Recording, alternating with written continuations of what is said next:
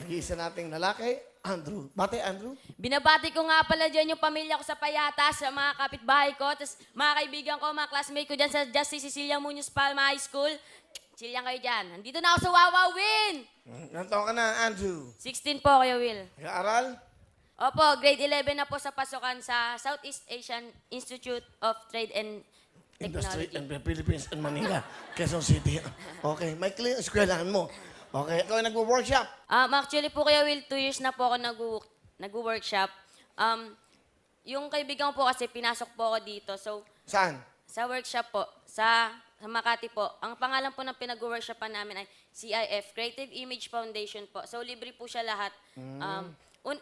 Ano po talaga, sayaw lang po yung hilig ko. So, nung pumasok po ako dito, lahat po ng talent, doon ko po natutunan. Katulad ng ano, sayaw. Sayaw po, pagkakanta, just pag-acting, theater act po. Ay, ano trabaho ang tatay mo?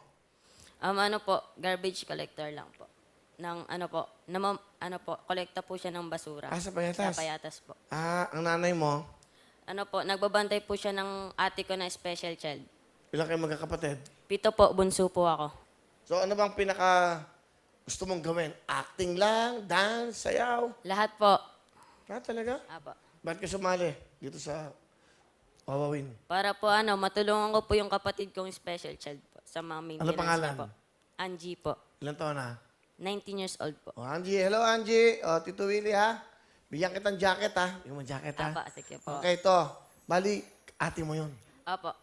Okay. Sino kasama mo?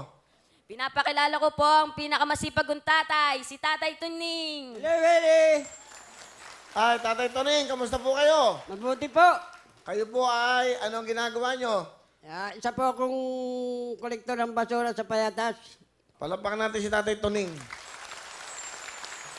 Isang karangalang na trabaho yan ha. Marangal. Diba?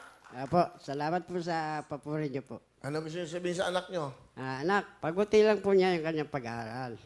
At para, wala naman po kami may pamamano sa kanya ng mama niya eh. Kundi yun lang po pag-aaral niya. Pagbutihan lang po niya hanggang sa makatapos po siya, suportado naman po siya. Kahit na po ako may edad na, suportahan pa rin namin sila. Yun lang po masasabi ko sa iyo. Nak, I love you.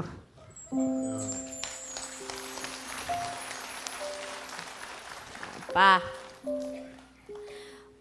Pinagmamalaki ko po kayo kasi po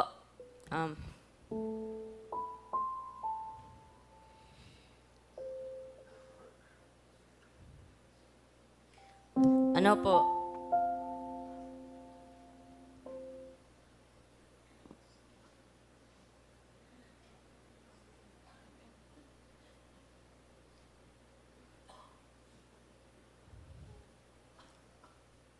pinagmamalaki ko po kayo pa kasi ano po, hindi porket nangongolekta po kayo ng basura ay dapat ko na po kayong ikahiya.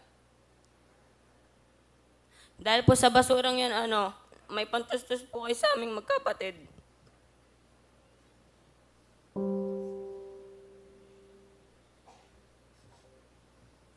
Mahal na mahal po kita pa.